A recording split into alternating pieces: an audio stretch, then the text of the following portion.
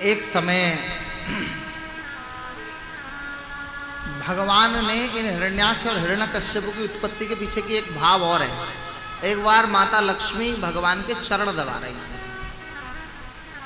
जब चरण सेवा कर रही थी तो उसी समय कलयुग आ गया, तो सब जीव परेशान थे। तो माता ने भगवान से कहा कि प्रभु अधर्म बढ़ गया, उसके कारण पृथ्वी पर सब लोग दुखी हैं, अपने माता पिता की सेवा भी नहीं करते, कुछ नहीं करते। तो उन्होंने अंगूठे से पैर का इशारा किया भगवान को।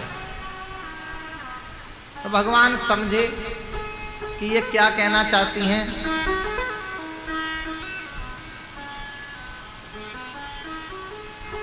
तो भगवान माता लक्ष्मी की इस हरकत से अंगूठे से भगवान को वो हिला रही है, सोते हुए भगवान को।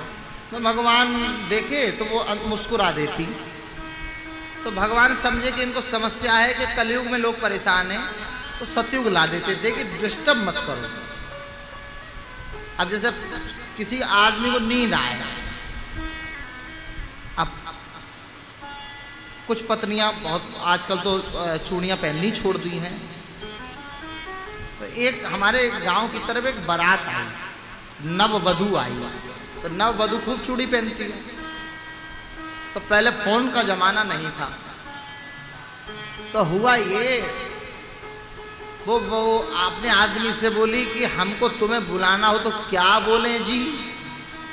बोली बोलना नहीं, बस तुम बोलना ही नहीं है तुम्हें, क्योंकि बोलती तो बड़ी भाभी बहुत है, तुम मत बोलना देवी बस। तो बोले फिर हम तुम्हें कैसे बुलाएंगे। तो वो चूड़ी पहनती थी तो वो यूं करके ऐसे गुनगुना देती थी। आदमी तुरंत समझ जाता था कि अब ये बोल पड़ेगी नहीं। तो उसने कह दिया था मैं 2 बार करूंगी ऐसे ऐसे, अगर तुम अंदर नहीं आए तो फिर मैं बोलूंगी। अब आदमी सब काम छोड़ के जैसे ही उसकी चूड़ियों की अरे तड़जी से गिरता पड़ता कमरे में, कई बार तो उसके चरणों में भी गिर जाता।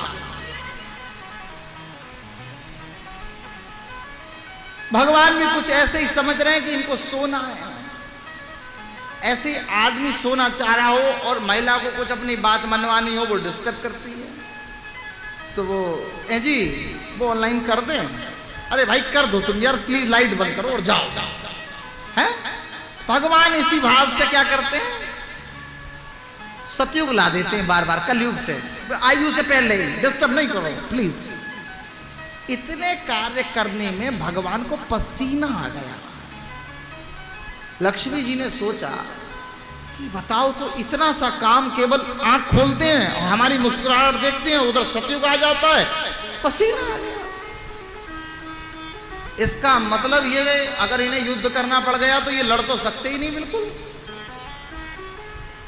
अच्छा, महिलाएं बड़ी विचित्र हैं। इनको आदमी पहलवान भी चाहिए और सुंदर भी चाहिए। पहलवान सुंदर होता नहीं, इन्हें धनवान भी चाहिए और धर्मवान भी चाहिए। अब धर्मवान किसी की रिश्वत नहीं ले सकता, ठीक है, वो रानी हार एनी टाइम नहीं ला सकता। लेकिन हाँ, रिश्वत से आना हो तो वो आज सोच के जाएगा कि पत्नी ने रानी हार मंगाया, किसकी फाइल पे साइन करने हैं, कहाँ करने हैं। तो वो देखेगा जो सही होगा उस पर कर देगा कि रानी हार लिया, नहीं तो हम अगले दिन नहीं यहाँ आ पाएंगे। तो माताओं का बड़ा विचित्र स्वभाव है, उन्हें सरल भी चाहिए और पहलवान भी चाहिए, समझे, और हमसे डरे भी। अब बताओ वो पहलवान होगा तो क्यों डरेगा तुमसे। भाव से बोलो राधे राधे। अच्छा, ये बात ऐसे ही नहीं कह रहा मैं इसका प्रमाण दे रहा हूं। पांचाली द्रौपदी अग्नि से प्रकट हुई, उसको कहा कि वरदान मांग, तुझको कैसे पति चाहिए। तो इसने कहा राजा भी हो, वीर भी हो, और मेरा हाथ पकड़कर मेरे साथ नाचे, खटेली भी करे, ऐसा भी हो, तो पता चले डीजे पे जाकर फेल हो जाए। अब पहलवान ने हल्का सा झटका दे दिया तो इसकी बाह उखड़ के हाथ में आ जाएगी। और तो और सुंदर भी हो और सिक्स सेंस बहुत हो, मतलब फ्यूचर देख ले। तो वरदान देने वाले ने सोचा क्या कोई ऐसा एक मानव बना है? एक मानव में ये पर्सनैलिटी हो ही नहीं सकती, 5 बनाए। पांचाली को 5 मिले। राजा के रूप में धर्मराज युधिष्ठिर, वीर के रूप में भीम, और अर्जुन वो नृत्य करता था साथ में, संगीत बड़ा अच्छा गाता था, राग करता अर्जुनो भूत, भागवत में लिखा है।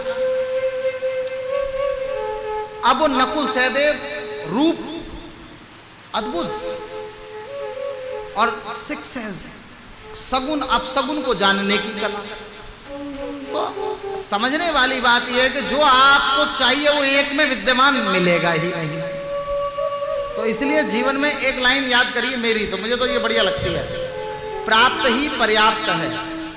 और अभी हमने हनुमंत कथा कही, तो जीवन में याद रखिए, हनुमान जी कहते हैं आपन तेज सभारो आपे, जो अपनी इच्छाओं को अपने बल को बांध लेता है। स्वर बढ़ गया क्या? तो आपन तेज समारोह आप, हनुमान जी अपना तेज अपने पास रखते हैं। हम लोग क्या करते हैं? अपनी इच्छाएं दूसरों से पूरी करना चाहते हैं।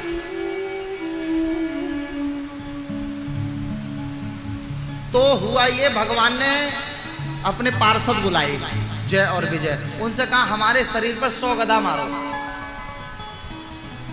सेवक कहे प्रभु क्षमा। क्यों? क्योंकि उनको, लक्ष्मी जी को लगता है कि हमारे पतिदेव लड़ नहीं सकते। अब देखो, लड़े तो दिक्कत में आदमी, ना लड़े तो दिक्कत में।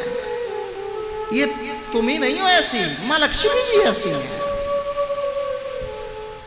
तो वो कहती है कि ये लड़ेंगे कैसे? तो उन्होंने कहा देखो इनको टेस्ट दे देते हैं कि हम कितने बहादुर हैं। तो उन्होंने अपने जय और विजय बुलाए, उनसे कहा कि हमारे 100 गदा मारो। बोले नहीं, हम नहीं मारेंगे। वो द्वार पर चले गए। अपनी योग माया को भगवान ने क्या कहा योग माया से कि जाओ सनकादियों की परिक्रमा कर आओ। तो सनकादियों के पास माया गई। सनकादियों के मन में भगवान से मिलने की इच्छा प्रकट हो गई, और जब प्यारे के से मिलने की इच्छा प्रकट हुई तो उसी क्षण क्या हुआ कि द्वार पर ये आए जय और विजय, तो इनको डंडे से रोका और ये माने नहीं, तो इन्होंने डंडा मार दिया जय और विजय ने। इनको श्राप दिया कि जाओ तुम 3 जन्म तक असुर बनोगे, राक्षस बनोगे। हिरण्याक्ष और हिरण्यकश्यपु, दूसरे जन्म में रावण और कुंभकर्ण, और तीसरे जन्म में शिशुपाल और दंतवक्र बने। तो भगवान अब इनके उद्धार के लिए आएंगे ना, तो लक्ष्मी जी को ये बताना चाहते हैं कि मैं सुकोमल हूं तो इतना, और कठोर हूं तो भी बहुत कठोर हूं। तो वही वाराह भगवान आज नारायण अवतार धारण कर आए और आकर पृथ्वी को यथास्थान रखा और हिरण्याक्ष का उद्धार किया।